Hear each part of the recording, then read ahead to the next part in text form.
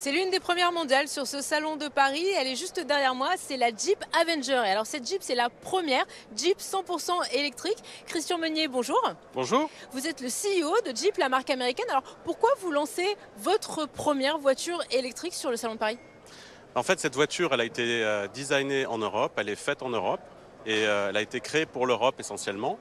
Donc en fait, on a trouvé l'opportunité de Paris comme un bon moyen de communiquer la voiture, de la montrer pour la première fois et de montrer le concept 4xe qui va être la version 4x4 de la Jeep Avenger qui sortira plus tard.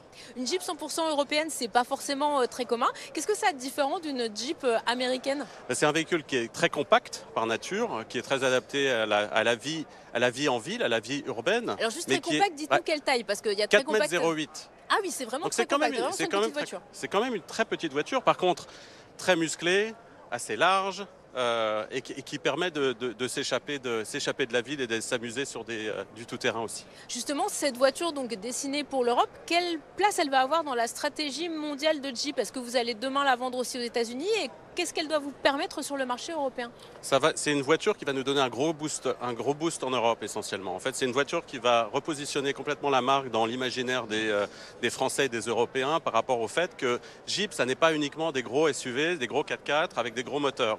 C'est une voiture qui est compacte, qui est adaptée, qui est très fonctionnelle et qui est 100% électrique. Donc on a véritablement un produit qui est adapté. Ce n'est pas un véhicule pour les États-Unis, c'est un trop petit véhicule pour les États-Unis, donc on a décidé de mettre le paquet là-dessus. Par contre, ce véhicule sera vendu au Japon, en Corée du Sud et dans certains autres pays également. Aujourd'hui, l'Europe, ça représente quoi pour Jeep? C'est parce que finalement, vos parts de marché en France, elles sont pas très importantes. Vous êtes un peu connu en Italie grâce au Renegade.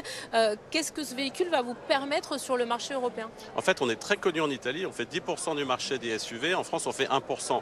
Donc la part de progression, elle est de 1 à 10. Donc on pense qu'avec cette voiture, on va véritablement repositionner la marque sur l'imaginaire français et trouver des nouveaux clients également sur le Renegade et le Compass, des gens qui n'avaient jamais envisagé d'acheter une Jeep.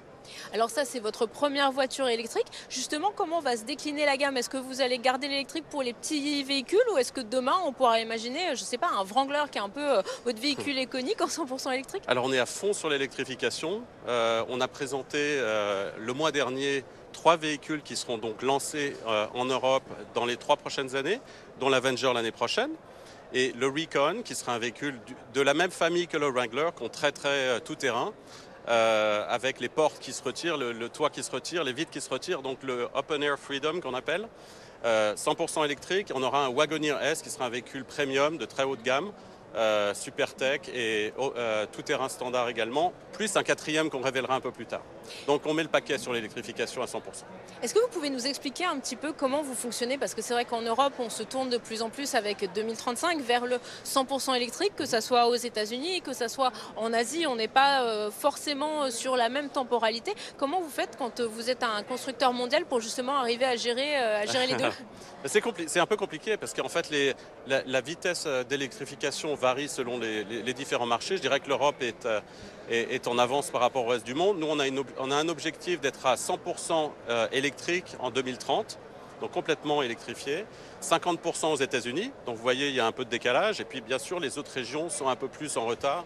Mais globalement, en fait, il y a une avancée très forte de l'électrification. Donc, c'est juste une période de décalage qui se produit actuellement. On va trop vite, selon vous, en Europe? Ça n'est pas véritablement à moi d'avoir une opinion là-dessus. Le fait est que je dirais que tous les constructeurs sont à fond sur l'électrification. Je dirais que les gouvernements ont pris des décisions pour pousser l'électrification. Je pense que c'est une bonne chose. Après, il faut que tout le reste suive. Il faut que l'énergie propre soit là. Il faut que l'infrastructure de recharge soit là également. Parce qu'il ne s'agit pas d'avoir des véhicules qu'on n'arrive pas à recharger. Justement, ça sur l'infrastructure de recharge, on l'a vu, Renault a annoncé qu'il allait développer son propre réseau de bornes. On sait que les Allemands fonctionnent avec Unity pour justement proposer des tarifs préférentiels à leurs clients. Qu'est-ce que vous proposez, vous, chez Jeep, justement, pour que vos clients soient sûrs justement de trouver une borne et de pouvoir se recharger et à un tarif à peu près acceptable? Alors on encourage énormément donc, les gens à avoir une borne de chargement chez eux, s'ils le peuvent. Ce que je pense, c'est qu'il faut aussi que les gouvernements encouragent, dans les immeubles notamment, à créer de l'infrastructure pour pouvoir recharger à la maison, parce que c'est quand même très important. Et puis après, il y a l'infrastructure publique. On essaie aussi de développer en accord avec certains distributeurs et avec les gouvernements des différents pays. Vous comprenez, il y a on se pose beaucoup de questions sur l'électrique, mais il y a aussi toute une vague de critiques des SUV, il y a toute une vague d'un mouvement qui est en train de monter, notamment chez les plus jeunes, pour dégonfler les pneus des SUV en disant c'est pas ok, ils sont électriques, mais ça reste des gros véhicules qui prennent énormément de place en ville. Comment vous, en tant que justement un peu leader de ce type de véhicule, vous regardez ce mouvement et qu'est-ce que vous pouvez répondre à ces jeunes? Ce que je vois, c'est que cette voiture, elle est très compacte. Finalement, c'est un SUV complètement adapté. C'est un véhicule qui est zéro émission, comme une voiture. Par contre, qui a beaucoup de fonctionnalités. Donc, il permet à une famille de partir en vacances avec des équipements, de partir en week-end et s'amuser, à faire plein de choses. Donc, ce que je pense, c'est que le client est le roi. Ce que je vois, c'est que finalement, les SUV sont très populaires. Ils les achètent. Les gens les achètent. Donc, ce que je pense, c'est qu'il y a une tendance à faire attention sur l'efficacité de la consommation d'électricité. Donc, effectivement, on fait attention au design des voitures. On essaie d'arrondir un peu certains angles pour que les SUV deviennent de plus en plus efficaces. On a parlé du marché européen, du marché mondial. Jeep avait aussi un lien historique avec la Chine qui semble un petit peu distendu ces derniers temps puisque vous n'allez plus produire sur place, vous allez importer des véhicules. Comment vous voyez votre avenir sur ce marché qui est quand même un marché, le premier marché mondial et puis un marché capital pour la voiture électrique? C'est un gros marché. Le problème, c'est que sur le plan géopolitique, c'est un marché qui est très difficile et sur lequel en fait, on a décidé de réduire en fait, la voilure, réduire les investissements. On a décidé de passer à ce qu'on appelle un asset light, donc moins d'investissement sur le marché chinois et focaliser sur l'import, sur des produits comme le Wrangler, le Grand Cherokee, qui sont des produits très profitables et qui nous permettent de repositionner la gamme sur le premium.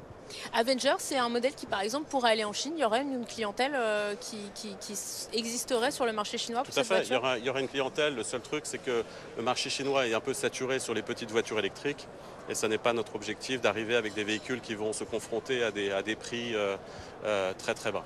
Cette voiture, elle est produite en Pologne, à Tichy. Ça veut dire que là, ça va être pour le marché européen. Ouais. Comment, quand vous allez l'envoyer au Japon, quand vous allez l'internationaliser, où est-ce qu'elle sera produite? Elle va être produite à Tiki dans un premier temps, Uniquement uniquement à Tiki. uniquement là-bas. On est en train de regarder un petit peu pour l'Amérique du Sud, par exemple, sur des marchés comme le Brésil, s'il y a un potentiel pour cette voiture également. Et dans ce cas-là, si on décide d'aller de l'avant, on localisera également sur le Brésil ou l'Argentine ou je ne sais. Et alors en termes de tarifs, parce que c'est l'un des autres gros débats du moment, le prix de la voiture électrique, où justement le gouvernement essaie de mettre en place un leasing social à 100 € par mois. On sait qu'il y a 6 Français sur 10 qui le disaient dans un sondage.